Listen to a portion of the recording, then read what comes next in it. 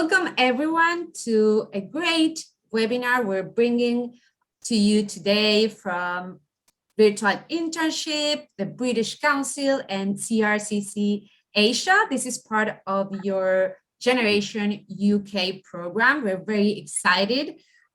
First of all, let's remind how this webinar works. So we are recording this webinar so you can watch it later on again or share it with anyone you think may find it useful and interesting. We have always different webinars in our program, so you can go to our YouTube channel and find all different webinars we've conducted on employability, where we invite inspiring professionals and interesting people just like today, like the great speaker we have for you today. And these people usually share their stories and their knowledge on a topic, right? Please ask any question you may have. Use the chat if you want to ask any question using your voice, because that's really nice. Just raise the hand below and then I will give you access so you can ask the question. And so today's topic as part of your Generation UK program is cross-cultural awareness for business success in China. And we have our great speaker, Robert Fisch. We're going to find out who he is. And I am Mirta Aguirre. I'm the head of employability, and I'm very happy to have you here today. So let's discover who Robert Fisch is. So Robert, he's the managing director at Incorp China, which is an organization that helps companies set up offices in China. He has over 40 years of experience working in China and with Chinese companies and organizations. He's an expert in connecting people and a master storyteller. He has thousands of stories to share with us about living in China, business in China, cultural awareness. And no wonder he's a polyglot, right? He speaks English, Spanish, French, Mandarin, Cantonese. What else? So I think this goes hand in hand, right? When we like telling stories, we usually find ways to tell more stories to more people. So it totally makes sense for Robert to be such a polyglot. And so what we're going to discuss today is something super interesting, which is, okay, what is the role of cultural awareness when we're making business in China?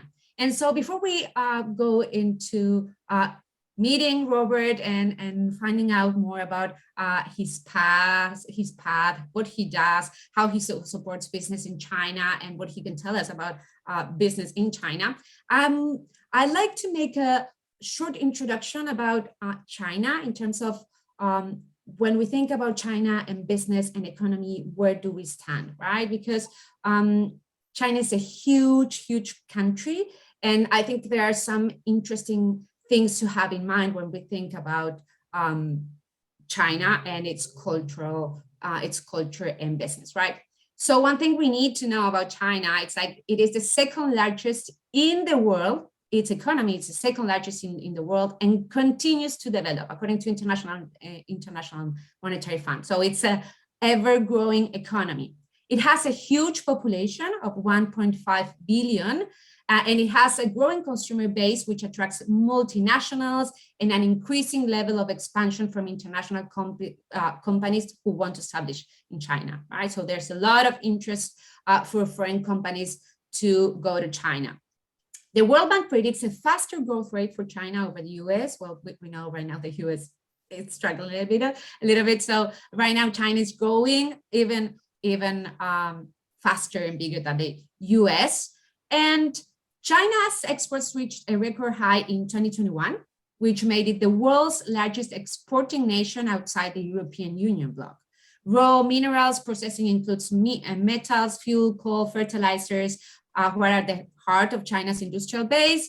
And so the potential of China is huge, right? For business, its economy has so many potentials, but so there are challenges of operating in this huge market, right? And not simply those challenges that surround compliance with employment, payroll, taxes, regulations, and all those things Robert knows a lot about. But also there's it's a huge challenge in terms of Chinese work culture, right? Because when companies want to establish themselves in China, they need to make a lot of adjustments, not just in terms of regulations and law, but also in terms of how to navigate cultural differences, right? And so Robert will tell us all about it because Robert is an expert. And so without further ado, Robert, welcome and thank you very much for being here today. And so my first question would be, who are you? What do you do in China? How do you support business in China? Yeah. Well, let's see. First of all, I'm 61 years old and I'm still trying to figure out what I want to do when I grow up. But anyway, I started my interest in foreign cultures when I was 15. I was blessed by being given a scholarship by my high school to go to school in Bogota, Colombia. And I went to school. I lived with a family. They were very class conscious in Bogota, so they didn't want me to go with the helper, but I would go every morning to the market, the free market, where you'd buy the fruits and the vegetables, and I would speak with everybody. And within 6 months, I could pass for a local.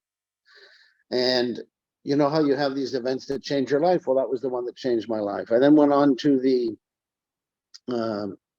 university in Michigan and was at that time also learning Portuguese. I did several years of Brazilian literature and I was learning French, but China had just started opening up. And I believed that I was going to single-handedly open up the bamboo curtain. So I began learning Chinese, and I used to sit for hours writing Chinese flashcards. I had shopping bags filled with them. And I would go to the Asian library where I could find the Chinese students and harass them into practicing with me. I was the only American in the Chinese Students Association. I was learning Tai Chi. I was learning Chinese cooking.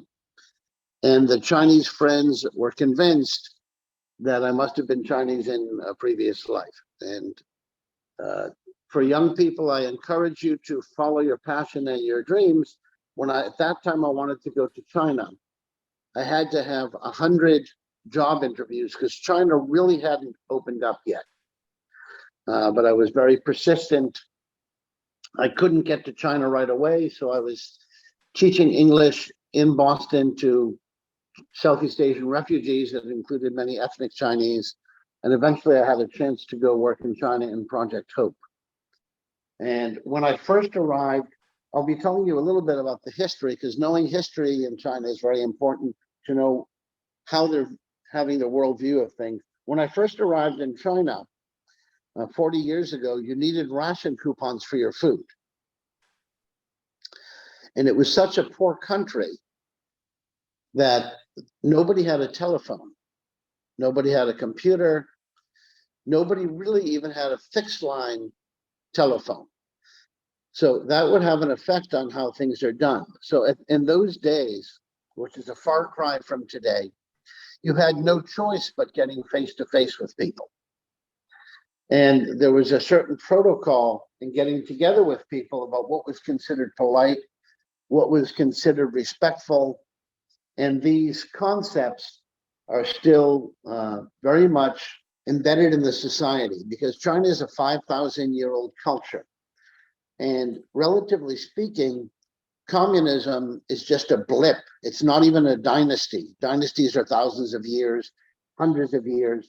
So that when you look at Chinese culture and they say, oh, it's communist, it's this, it's that, that's not really the case. What it is has not changed, in that in the old days, it used to be that you had an emperor who had a mandate of heaven.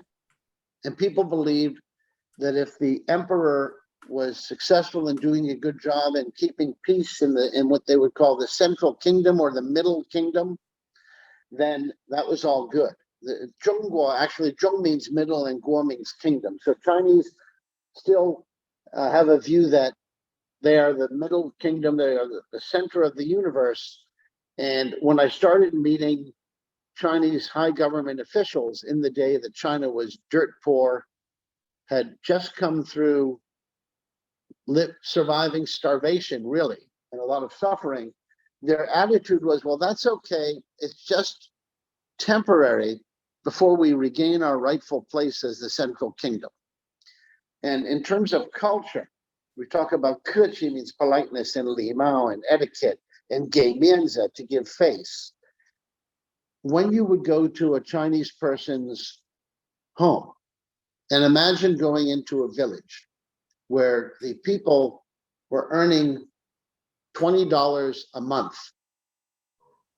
mostly eating vegetables, maybe on Chinese New Year, eating meat. And you go visiting as a foreigner into a peasant village, and because they know that you're a foreign guest, they spend a month's salary and borrow from the neighbors so they can prepare a chicken, because they want to 给面子 to give face, and 客气 to show politeness, and 礼貌 and so on. And it would be so embarrassing that they would go through this type of ritual knowing that I had put them out, that they're borrowing a month's salary to put a chicken. Who am I, right? Who am I to be making these people go through this? Now, if you want to compare and contrast, unfortunately, I can't see you all, so it's hard for me to get some feedback. Is there any way to see them, Mirto, or not?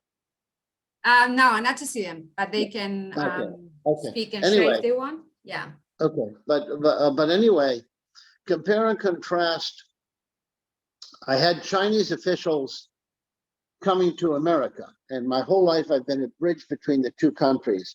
So when I was working in Hangzhou, we had the mayor of Hangzhou come to Boston, and Boston and Hangzhou were sister cities. So we had the mayor and a delegation coming to Boston. And at that time, because China was considered a poor communist country, not really worthy of any attention. So this group arrived, and the mayor would not see them. A state senator saw them for 10 or 15 minutes. And then when it came lunch, rather than the Chinese style of giving you whatever they have, putting out a big banquet, if it's a government official, like I said, if it's a peasant village, they'll borrow money to take care of you. They took this delegation to the government staff cafeteria to eat tuna fish sandwiches packed in plastic wrap off of a plastic tray, with cups that they had never seen, because they drink tea. They're not used to using a Coke dispenser, right? Or your freestyle machine with all the drinks. They didn't really know what to do with it. And the mayor said to me, you know, Robert, I think they really haven't warmed up to us yet. Hopefully next time around. So I felt very embarrassed, understanding the etiquette of showing respect, giving face, and having to host and to do the necessary, which is so embedded in their culture for thousands of years, that I got a van and I brought this group back to my house in the suburbs of Boston. My wife, who's originally from China and grew up in Hong Kong, is quite a good cook. So we made a big banquet at home with my parents. I played the piano and sang pop tunes with the mayor and his delegation. We had some nice wine, and we really had an exchange. And for them, it was a pleasure and a new experience to actually be inside an American's home. Not, you know, in some office building, but actually getting to know the people. And we had that opportunity. And imagine then, I was just a simple volunteer worker in Project Hope. And I arrived back in China, and the mayor of Hangzhou, and this is not long after the Cultural Revolution, when they were still scared about being too close to the foreign devils who were known as evil capitalist roaders and creating spiritual pollution and so on. It was a little bit dangerous for them to spend too much time. The mayor broke all of the rules, and he drove to my little barracks apartment and picked me up himself. Normally they would have a driver in what they would call the red flag mobile, the red flag being the symbol of the Communist Party. And those cars would have curtains in them so nobody could see who was there.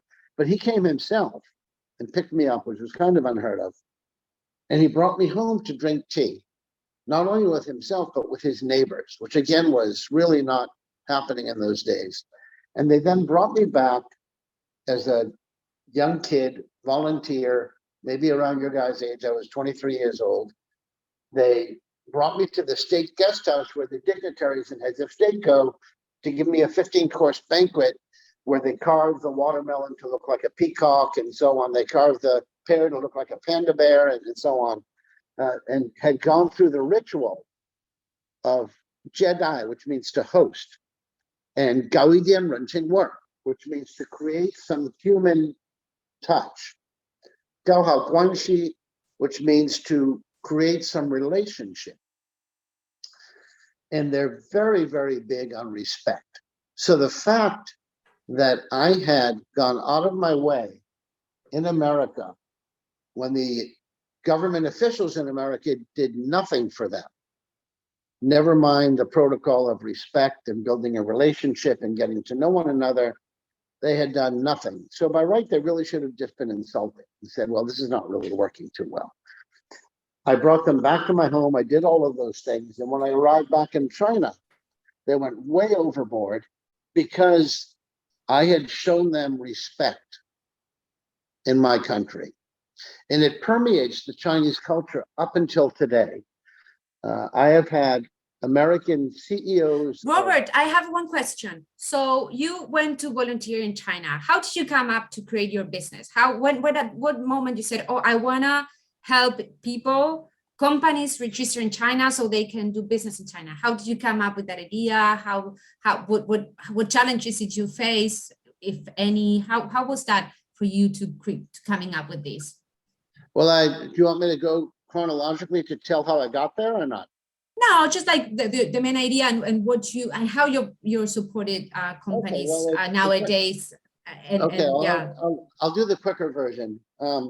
So I was in Project Hope for 2 years, and then I got hired to be the sales manager for the Great Wall Sheraton in Beijing. And I was responsible for doing business, again, understanding Western protocol. I was hired to do business with all of the embassies in Beijing. Oh, and wow. My first big piece of business was hosting the Mexican president. In those days, it was De la Madrid, Miguel de la Madrid. And because I had met with the cultural attaché, Sergio Ley, who was a billionaire Chinese Mexican his family were the owners of Ley's department stores, supermarkets, Supermercados Leyes. And we built up a relationship. It ended that they selected our hotel, which was the first American hotel in China, in order to host the Mexican president. And we had a whole delegation coming into, there were about probably 300 people from Mexico that came along. And we organized all of the protocol and so on. We had, of course, the banquets and the security and everything else. And showing culture in the other direction, when we finished hosting everybody, they invited me back for a party at the Mexican embassy to celebrate the fact that the president had left, because it was so problematic when he was there, all of the organizing. Okay. And they had wonderful Mexican food that came in with the embassy commissary and so on. And they were making a toast to me with the ambassador with tequila. Now, being a student in America, we used to take shots of tequila. You would put salt on your hand.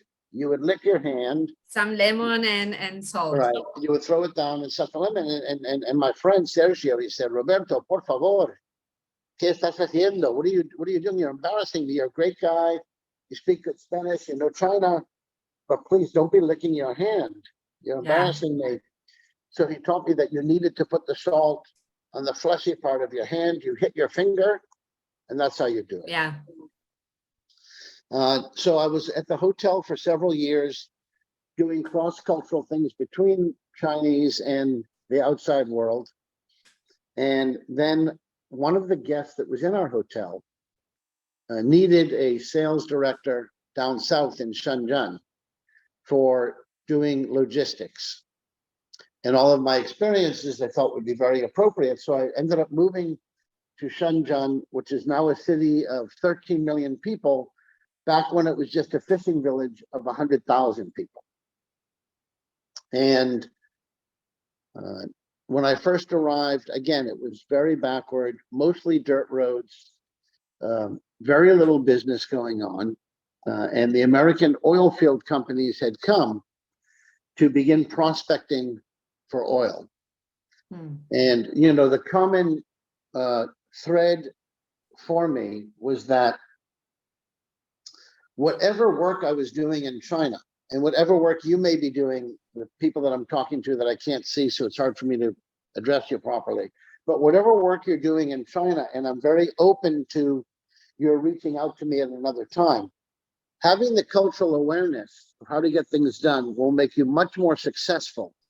So when I moved down south, there was a project going on in the oil field where ARCO was missing some parts offshore to do their drilling. And without those parts, they were going to have to shut down the drilling rig. So I had to negotiate in, at that time, 2 countries, Hong Kong and China, to get the parts moved in to go offshore so they wouldn't have to shut down the rig and they wouldn't have to evacuate 400 people by helicopter. If I didn't have cultural awareness, I could have never done the work. So I speak Cantonese and Mandarin. So I went across to Hong Kong and I met the border commander. And again, Chinese culture, you sit, you break the ice, you get to know one another, you drink tea. What it does require, and I have interns around the world, including virtual internships in different countries, is that you have to take time to get to know the people. You need to build. That's interesting, Robert, because in our Western culture, we tend to think of doing business as something that more express, like network in terms of, oh, I want something from you, how can you give it to me? But in Chinese culture, it doesn't really work like that, right? Not only does it not work, if you use that wham, bam, thank you, ma'am approach, you insult the people and you get nowhere fast. So what will happen is if they know if you're a rude American, and you're like, well, I'm from Wall Street and my time is worth $3,000 a minute. So why are you wasting my time asking me about my children? We have an egg timer here. That was $1,000. Forget about it. I've seen very successful American businessmen go into China and they don't want to take the time to have a banquet, to get to know one another, to build a relationship. And it's just one problem after the next because the Chinese will not have direct confrontation. They will quietly put up roadblocks wherever possible. Everybody will know. 5 different ministries will know that guy's a jerk, make trouble for him, you know, and they go home with their tail between their legs. So I've had to coach different people through that. I had the meeting in Hong Kong with the border commander. We sat and drank tea together and I spoke Cantonese to get more brownie points. Because if you speak their home dialect, in the region that you're negotiating, it's much more effective. Yeah, absolutely. You know that Mirta later on has a map to talk about some of the different regions of China. So I went and I drank tea and was able to, and I knew culturally, he kept pouring tea. If they had stopped pouring tea and closed up their notebook, that meant that probably the chance of me getting through to them was not very high. Wow, yeah. And I had then had to meet with the border commander in China and sit and go through the same ceremony. And the border commander in China had to take the decision for Hong Kong, whether this could work or not. And we actually negotiated to hold open the border 24 hours when normally it was only open regular business hours. Wow. In order to move the cargo through. And I had to meet with the customs director in the Hong Kong government to negotiate that they would allow our cargo to pass through quickly and allow the trucker to jump the queue, which normally would cause death in most countries, to have the stuff back into China with the border commander in China waiting and all of his departments to allow us to move through. Mirta, do you want to explain a little about the regions and then we can continue on a little bit? Yeah. What can you tell us? Because you've mentioned something super interesting, right? Like knowing the culture of the country is essential to doing business. But China, as we've said, is a huge country and has so many different regions, right? What can you tell us about what cultural differences, what you know about differences that happen in the country that anyone that is interested in China may find super interesting? What can you tell us? Sure. Well, first of all, one of the things that's very frustrating for Westerners, and again, I don't know where all the backgrounds of the people are from, so it's hard for me to say, but Western thinking generally is we're talking about, Roman law, British law, you have your codes and you have your stipulations and your regulations and so on. And that's kind of what people are following. Whereas China, the relationships and who you know is critical. And what happens is that the laws are passed in Beijing, which is where the central government is. And from the central government, it's passed down then to the provincial government. So as you can see in this map here, you've got Zhejiang province, you've got Henan province, and so on, all of the different provinces. And one of the critical things to understand is that some people think, oh, it's just China. But each province, believe it or not, has their own dialect of Chinese. And in many cases, in one province, there are multiple dialects of Chinese. Classic story, I was having to take a taxi from Shenzhen to Guangzhou. And the driver didn't speak Cantonese. He only spoke Mandarin, and he got lost, and he was stopping some peasants on the street to ask them how to get where we needed to go, and they couldn't understand him. Wow. So, and Robert, do all people speak Mandarin in China? well, what's happened now, and it's developed rather quickly. After the revolution, they selected a language to be the national language of China, which is Mandarin. So that's what began being taught in all of the schools. So generally speaking, most people are, if they're educated, are speaking Mandarin now and their home dialect.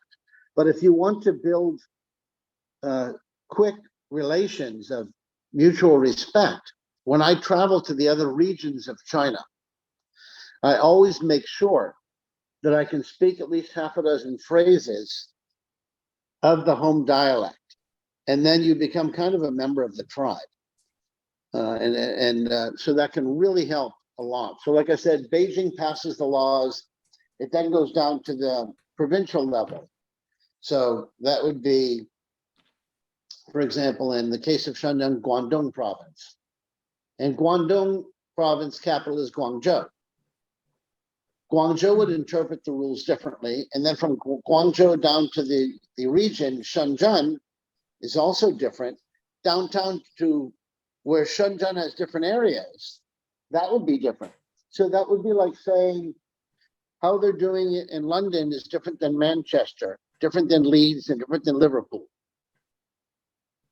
And that you have to actually, the only way to really know what's going on is you have to go and meet the people. Again, it's a face-to-face relationship culture. Even now they have terms when you're setting up an entity today, where China is crazily developed technologically. Everything is on WeChat. I don't know if any of the students are on WeChat. I have a WeChat if you guys want to join me later, but yeah, I've heard WeChat is essential in China. Many people use it, most people, right? Because correct me if I'm wrong, but in China they have their own software, their own versions of perhaps Western. So everybody and everything is on WeChat. It's like WhatsApp on steroids. You can book your air ticket, you can pay for your dinner, you can book your driver, you can do advertising. It's during COVID, they used WeChat as a way to control, to make sure that everybody had been vaccinated and had been tested. You had a green light that meant that you were okay to go somewhere, and a red light that you couldn't. when people were going through the lockdowns. And again, understanding the cultural differences is absolutely critical. I'll tell you a story that kind of illustrates that very well. I was doing business for one of my clients in Seattle, Washington, and they needed to get their bank account open quickly in order to avoid losing a contract. So I went into the Bank of China, and I went to meet the president. I hadn't known him in advance, and basically I just kind of walked into his office. It's like, what did the cat bring in? And I immediately opened my mouth speaking Chinese, and I speak like a native. So he was thrilled, and he invited me to sit down and do the tea ceremony. Now, the tea ceremony in China, again, I can't see you guys, so I don't know how many of you have spent time in China, but the tea ceremony is quite special. They've got a special pouring cup and a special teapot that they have to overflow it 3 times. And then you actually take a bigger cup and pour it into a smaller cup, and then you smell the essence of the tea in the smaller cup. And the key point the Chinese pottery is super nice, and I understand it has the key point here is that you have to take the time. And it's very counterintuitive to American culture that you have to take the time to get to know the people. We're not used to that. You tell an American he has to take time. Why are you wasting my time? I can do. So we have to have a lot of patience. Yeah. I can do a drive-through Starbucks. Why do I need to sit here and do a tea ceremony with tea leaves? Don't bother me. It doesn't work. So we sat and we got to know one another. During the meeting, which was very different from a meeting in Wall Street in a boardroom, the different department heads wandered in and out of the meeting. And instead of giving me the name card, now they scan your phone for a WeChat. So I have a WeChat group. That's the Bank of China WeChat group, if I need help in Bank of China. And I have a tax bureau chat group where I have the chief and the other friends, So we finished our ceremony. And in the modern world, in order to get a bank account, because of money laundering in most countries, you have something called KYC, know your customer, or CDD, customer due diligence, right? And that can take several months. But because we had built a rapport and a relationship, he was a lot more comfortable to see what he could do. And he in a very shy and an embarrassed manner, he said to me, Robert, I was just moved from the far north of China, from Harbin to Shenzhen. I don't know all of the local banking laws and regulations. So here you have a very senior management from the biggest bank of China admitting to you that he himself doesn't know the difference between the north and the south. So how could an outsider know that? There's no way, right? So you have to have local knowledge, local relationships for the things to work. We then had a lunch together with the president of the Bank of China, and together with my customer, again, showing respect. We made a nice banquet. It wasn't McDonald's, and it wasn't wham, bam, thank you, ma'am. You have a 6 or 7 course banquet. It was at lunchtime, have a glass of wine, whatever. And we were able to do the customer due diligence rather than in several months, in about a week or 2. And it was all based on mutual respect, taking time, and building up the relationship. And similarly, if you're going to work in a Chinese company and you're able to understand how they do things, how decision-making works, for example, it'll make you more successful. Is everybody that I'm talking to now, Mirta, are working for Chinese companies? Yes, all of our students are in a Chinese company, or they have already finished doing their internship in a Chinese company. But they're working for a mainland Chinese-owned Chinese company, not a Western company in China. I believe these are mainly Chinese companies, yeah. Okay, so yes, knowing how to deal with your bosses in China and to show face and give respect and not be too direct about things is very important. You would Yeah, never that, want. that was what I was going to ask you, because you've said, okay, so far being respectful is super important. Taking time to build a relationship, right? That's super important. And what can you tell us in terms of communication nowadays, you know, especially now, well, working remotely? Is it okay to reach out over WeChat to someone when it's, I don't know, 10 p.m. in China? Is it Well, okay to talk about other topics before jumping into work topic? absolutely, especially, you know, I would guess, I can't say for sure. I'm going to put down my WeChat address here if anybody wants it. Yeah, and we're gonna share it. Okay. Excellent. And then if anybody wants to join up on, I've got my email there. I'm on Yeah, LinkedIn. excellent. Actually, if you guys want to check me out, one of my interns has set me up on, I'm now on LinkedIn, Facebook, Twitter, Instagram, and YouTube. Wow. So if you guys want to check me out, you can. I'm not very good at it, but the young guys are quite good. And I don't ask too many questions. They tell me, okay, Robert, now we're going to interview you. Okay, now we're going to video you. Okay, now we're going to do this and that. Okay. So you guys can check me out. But knowing how to communicate, even today, right now, and people are at home and they're locked up, I still talk to people in China every night. Not Twitter, not text. All of those skills are nice. They're good ancillary skills, but it's a tool. And it cannot replace some human interaction. And what I've had to do, since I can't travel to China now, is to find friends in China who can. And they can go and meet some Chinese officials for me, or they can go and meet the tax bureau for me, or they can go and meet the customer for me. Okay. So being able to communicate and build that relationship is super critical, and with your colleagues as well. I'm a little bit of an unusual boss in that I've been to the home villages of most of my staff. Oh, wow. And the fact that they welcomed me into their home, not only into their home, but they've allowed me to go into their kitchen to cook for their Chinese mothers and neighbors. So food is very important in China, from what I'm taking, it's right? huge. It's huge. And it's a big part of the cultural connection and how we address people.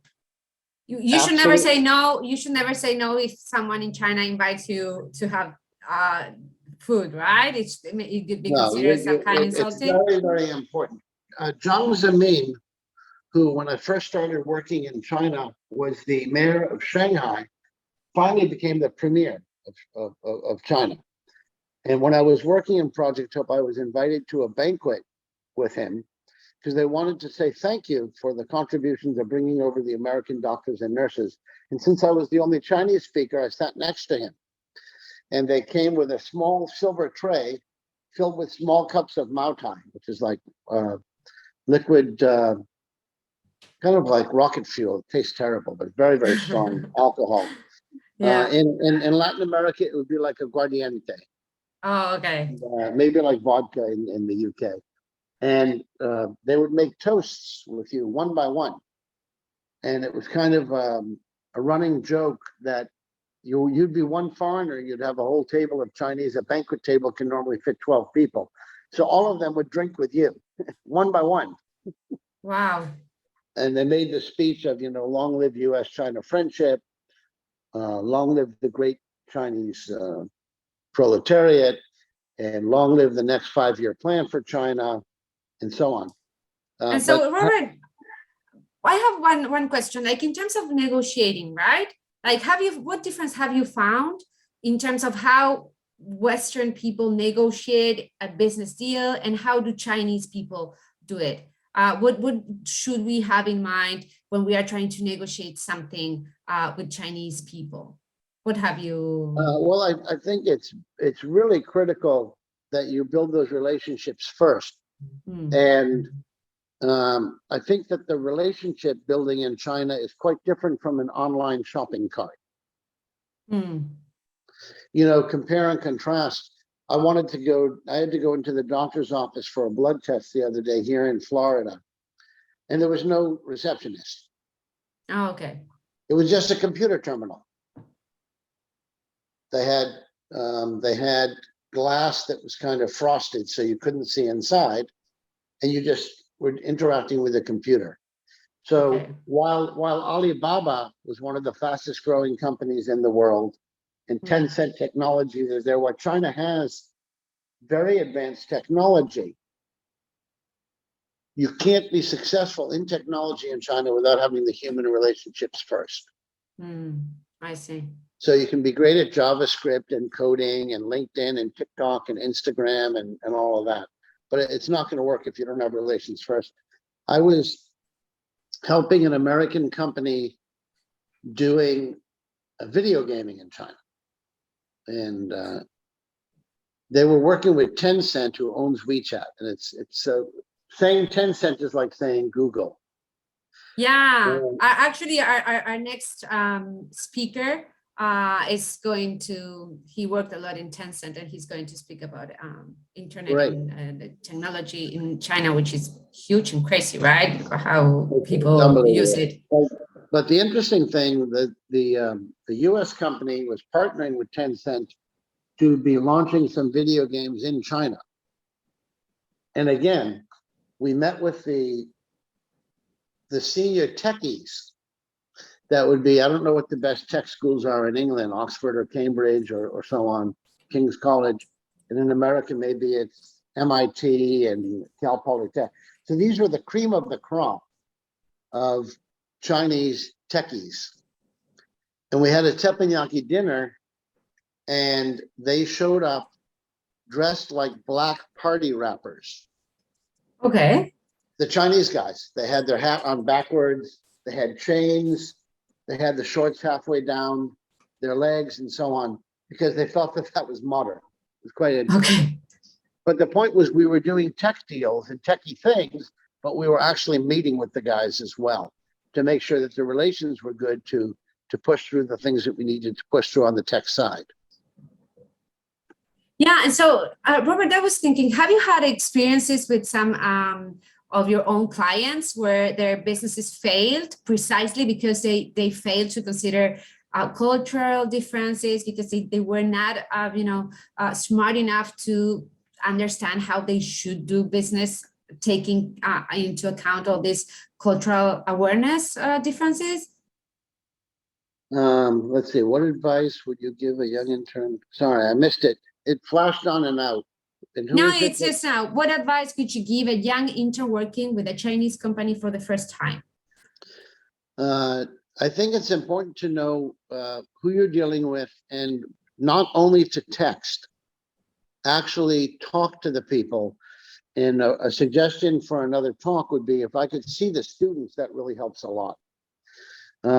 To be able to interact and get to know them a little bit, not just business right away. You need to get to know, who are the people, where are they from, where did they grow up, what province are they from. Keep it human is so critical. And I have seen Western businesses come in, some bankers came in from Wall Street, and they went into different ministries and they said, more or less, cut the shit. I don't want to have a banquet. Time is money. Sit down. Here's the contract. Okay. And it was a terrible failure, and they came after to reboot. And I was able to walk them through what it would look like to be successful through the different processes. We had a situation for BP, which is one of the largest oil companies in the world. They were setting up a factory in Zhuhai, and they had an entire vessel of pipes coming in from Italy without an import license. And the guys on the site didn't really understand. So they said, Robert, what can we do to solve this problem? And I went directly to find the district commander of customs. And again, I didn't know who he was. I asked I got to the building and I said, Laoban Bangong Shenzhen Ali, where's the boss's office? Somebody in the Okay. elevator said, go to the 5th floor. I got to the 5th floor and I walked with authority, like a bat out of hell, right into the guy's office before anybody could stop me. Nobody knew what hit them, you know? Yeah. And I opened my mouth to speak Chinese with the guy. And again, he was thrilled. We sat, we had our ceremony, we spent a few hours together. And then, understanding Chinese culture, I invited the president of BP to come and meet him. And I said, he's not interested to know that BP is the largest oil company on earth. It has no relevance on his life. Bring pictures of your family, introduce yourself, be humble, get to know one another. So that was the first step. I then went to the port customs commander, because if you only speak to the big boss, but you don't give face, they call it gemenza, to the other boss, where the port is actually receiving the cargo, he might feel he lost face and was being told what to do, and he might put your permit on the bottom of the stack.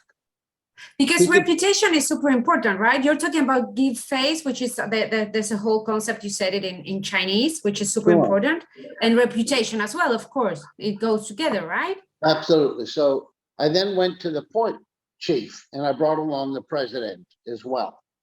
And having senior people get involved is huge if you're trying to get new business happening. They see that as a sign of respect and that you're serious about it. And so I then organized a banquet for the 5 department heads, the 5 senior officials of customs, and then the board of directors of BP. And I was the intermediary. Being humble is critical. So I said, you know, we are so honored to be in this part of China working. You are the teachers, we are the students. Please be patient with us. We don't know all the local rules and regulations, but we want to learn from you. So together we can make a contribution to China's future. And then again, we had a nice banquet. We drank some wine together, and I'm a bit of a frustrated performer. So I was on the stage singing Chinese pop tunes with the customs commander. And the following week, I went to meet him and I said, you know, Commander Wong, I'm really embarrassed. We have this shipment of pipes coming in. We've got no permits. We didn't want to insult you. I don't know what to do. What should I do? And I said, it's so important. This is a really spotlight project for this area of China. It's the largest single investment. What can we do to make it happen? And he said, Robert, I'm going to give you a month to take care of the paperwork, but I'm going to allow that vessel to offload. I'm not going to stop the vessel with demurrage and penalties and black marks. But for God's sakes, don't make me lose face. Do the damn paperwork. So he let the vessel come in, the project, everybody was happy. And then I had to run around and kind of do some catch-up ball afterwards. But I think the key difference is very much so down to human relationships. And I see that dying away in America. I mean, it's pathetic. I don't know how it is in UK, but it's dying away in America where nobody talks to anybody, nobody cares about anybody. It's kind of sad. So if you want to be successful dealing with a Chinese company, you need to get to know the people as human beings first. We have a question from Naomi. Naomi's asking, you mentioned something about not being too direct, right? How do you advise we approach asking questions to our colleagues or our boss during our internship? Can she talk? Yeah, Naomi, can you share your question? Would you like to? Yeah, so it was just about your comment about not being too direct with our bosses or colleagues. How do you advise we ask questions or approach like things that we might be a bit confused about, or if we have an idea about something and like contributing somehow? Sure. Well, I think you just have to be sensitive that if you're asking a question that is indicative that maybe somebody will be blamed for something, then maybe save it for a private discussion. You don't want somebody to lose face in front of others. It's a terrible, terrible thing in China. If they lose face, it's like a holy war, and they'll do everything to make trouble for you, you know?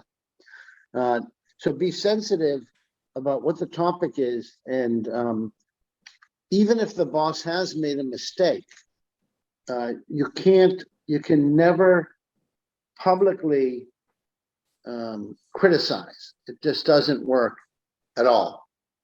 So you have to be very sensitive about it. And Naomi, if you're working with a group over there and you have other questions, I'm offering this to the others as well. I'm a little bit frustrated I didn't get to see the people because I'm lecturing so much about personal touch and all that, but I can't see anybody. But anyway, feel free, any of you, to reach out and ask questions because my whole life has been dedicated to being a bridge between US and China.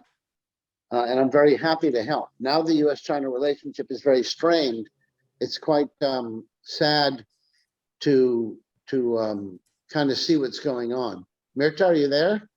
Yeah, I'm here. I was just sharing your information contact, and we're going to share this with all students because Robert is super approachable, as you see, and he's always really looking forward to speaking with people. I'm sorry, Robert, the format of the webinar didn't allow for much interaction as you wanted, but I'm sure that we do have many participants interested in knowing more about China. So I really recommend that you reach out to Robert. You have his LinkedIn account. You can easily find him by Robert Fisch. You will find him right away.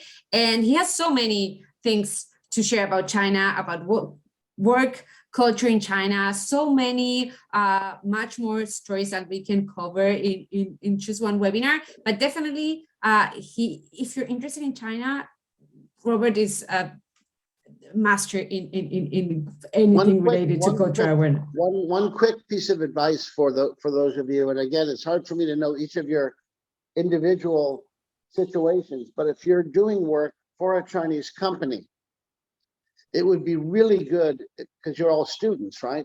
For you to reach out to professors in your own universities who are Chinese and get to know them and build a relationship. And you can learn a lot from others. I did this in Florida State where I was teaching. I'll tell you a very nice story that kind of talks about how people connect. Do we have time? Are we okay, Mirta? We can share one last story before we wrap up. Yes. So I was on an airplane between New Jersey and Florida. And sitting next to me was Timbaland Cole, who is the daughter of Nat King Cole, the famous jazz singer. Yeah. And she was telling me about her life, that she ran a nonprofit helping raise money for instruments and music lessons for kids. And she asked me what I do for a living. And I said, well, I do China consulting. And she said, well, my son, Justin, speaks Chinese and he is studying business. Can you help him? And I said, well, I'd be very happy to help. And I called him up and I went to meet him in Florida. My daughter was going to school there. And I said, well, you need an internship. He said, yeah, that would be great. Do you want to get credit for it? Yeah, that would be good. And he said, but I don't know if they allow that or not. And I said, well, no problem. Just tell me what you want to do. And I called the dean of the business school. I didn't know either. And I spoke to the guy for an hour and fine, we'll organize it. I then was able to get twice a year people together speaking like Chinese style. You break bread, you have a meal, you get to know one another. And there's this natural process of getting to know one another that leads to good things. So twice a year at Chinese New Year and at Christmas, I would gather together half a dozen students, half a dozen faculty who were ethnically Chinese, originally from the mainland, and we would just hang out. It was people who were interested in China, and I would invite everybody for dinner.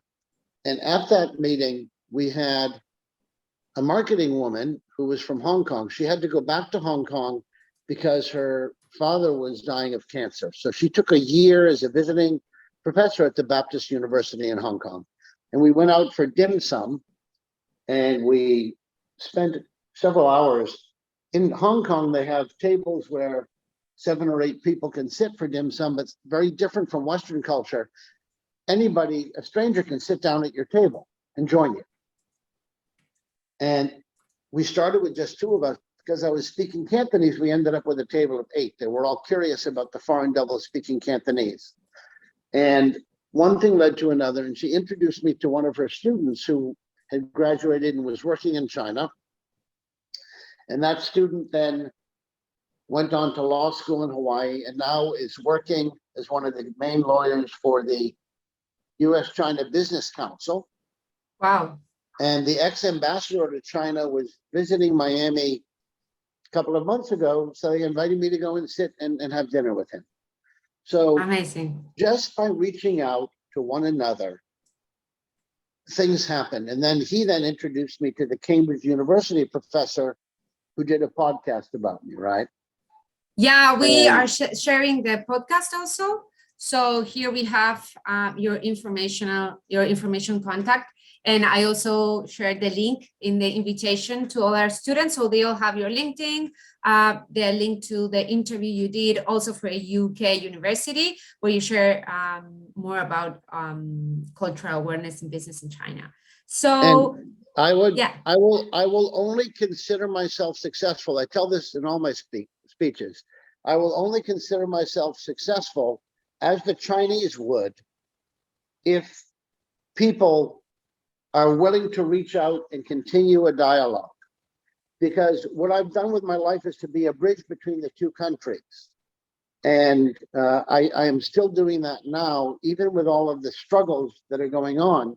And I would be more than happy to join a call speaking with you and some of your Chinese colleagues to see how you can help one another and make your internship more meaningful and more valuable. And I've had interns who were from mainland China who were at Boston University, King's College, other places. And my happiest moment with the interns is when I had 6 interns last summer, all from different countries. In the time of the world where everybody is fighting and killing, I had people from Saudi Arabia, from Germany, from Italy, all learning together and sharing together, and more importantly, getting to make friends together. So there you go. Yeah, so I'm just sharing all this in the chat. So I've just shared your LinkedIn account, and I've shared your podcast and your email, and everyone has it. And I can still send a follow-up email with all this information. And I do hope you take advantage of Robert. Write to him. If you have professors, like he said, that are interested in China, reach out to them. Share Robert's contact, because he's a master people's empower and connector, right? He loves doing that. I find over and over and over again in life, when you bring people together, and it's not about, you need to give me something, I need to have an agenda.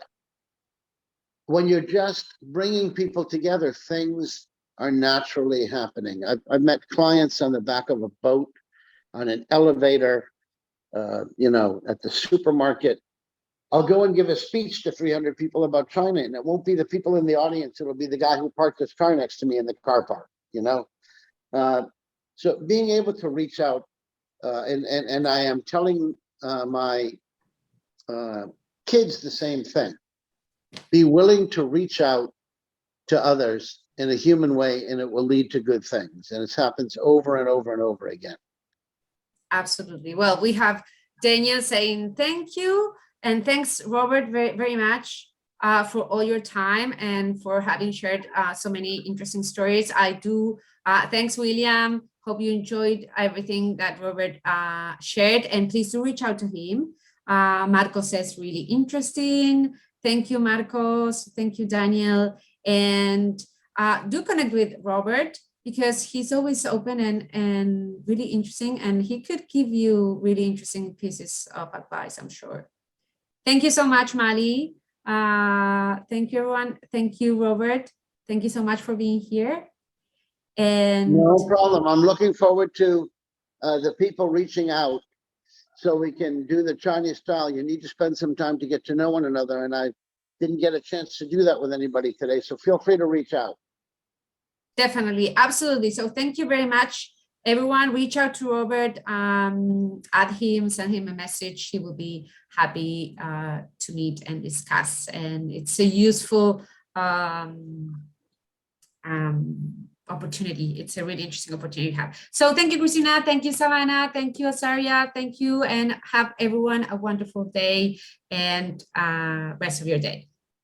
Thank you, Robert. Okay, muchísimas gracias. Cuídese. De nada, que tengas buen día. Chao, chao. Okay. Bye, Hasta everyone. luego. Okay, Hasta bye-bye. luego. Bye. Bye.